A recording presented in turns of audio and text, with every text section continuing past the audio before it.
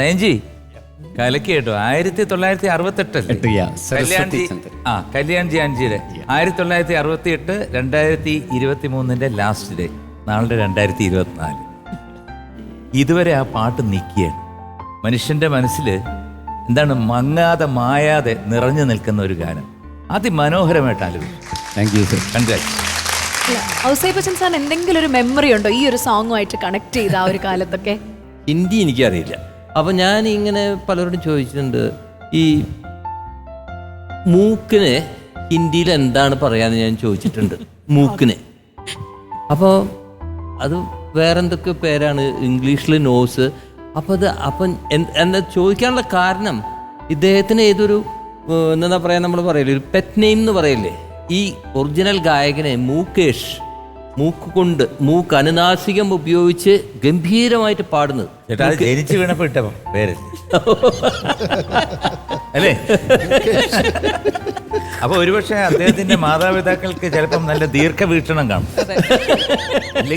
അല്ലെങ്കിൽ ചേട്ടൻ ഇങ്ങനെ പറയാൻ പറ്റത്തില്ല. ഞാൻ വളരെ ആത്മാർത്ഥയോട് കൂടിയിട്ട് ഞാനിത് ചോദിച്ചിട്ടുള്ളതാണ്. ഇതാണ് എനിക്ക് എൻ്റെ ഈ പാട്ട് കേൾക്കുമ്പോൾ, മുകേഷിന്റെ പാട്ട് കേൾക്കുമ്പോൾ എനിക്ക് ഓർമ്മ. വീണ്ടും ഇദ്ദേഹം അത് അതേപോലെ തന്നെ അവതരിപ്പിച്ചു. സംസാരിക്കുമ്പോഴും ഇങ്ങനെ തന്നെയാണോ ശബ്ദം? കണ്ടോ, അങ്ങനെ ആയിപ്പോയി. അത് വരുന്നുണ്ട്. ബ്യൂട്ടിഫുൾ.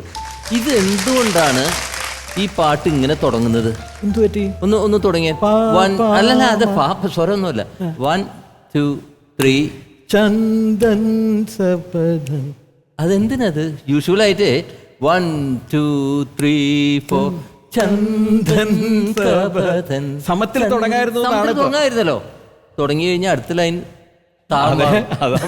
ആ വരികൾ എഴുതിയിരിക്കുന്നത് ഉൾപ്പെടുത്താൻ ഒരു ബീറ്റ് അവർക്ക് കടമെടുക്കേണ്ടി വന്നു അതിന്റെ മുമ്പിൽ നിന്ന്. ചന്ദൻ സമം വരുന്നു.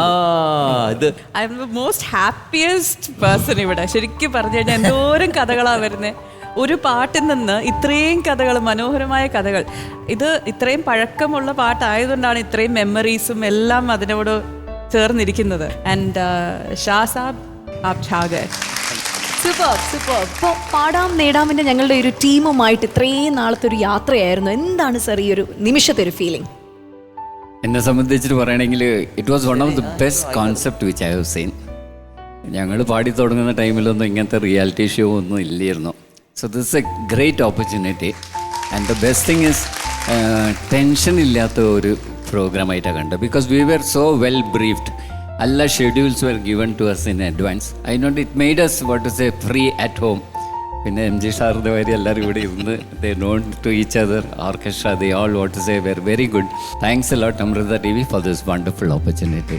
Thank you so much sir. ഒരു വലിയ കൈയ്യടി ഞങ്ങളുടെ ഭാഗത്ത് നിന്ന് സാറിന് അറിയിക്കുകയാണ്. അപ്പോൾ ഞങ്ങളുടെ ഈ ഒരു വലിയ സ്നേഹം അറിയിച്ചുകൊണ്ട് തന്നെ thank you so much. Thank you.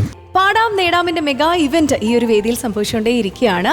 Shyam sir, നമ്മൾ മലയാളികൾക്കുള്ള ഏറ്റവും വലിയൊരു സ്പെഷ്യാലിറ്റി എന്ന് പറയുന്നത്, നമ്മൾ എനിക്ക് തോന്നുന്നു ലാംഗ്വേജ് ബാരിയേഴ്സ് ഒന്നും തന്നെ ഇല്ലാതെ നമ്മൾ എല്ലാ ഗാനങ്ങളും എൻജോയ് ചെയ്യാറുണ്ട്. ഇപ്പോൾ കർണാട്ടിക് ആണെങ്കിലും അതിൽ പല ഫ്ലേവേഴ്സ് ഉള്ള കർണാട്ടിക്, ഹിന്ദുസ്ഥാനി എല്ലാം നമ്മൾ കേൾക്കാറുണ്ട്, ആസ്വദിക്കാറുണ്ട്.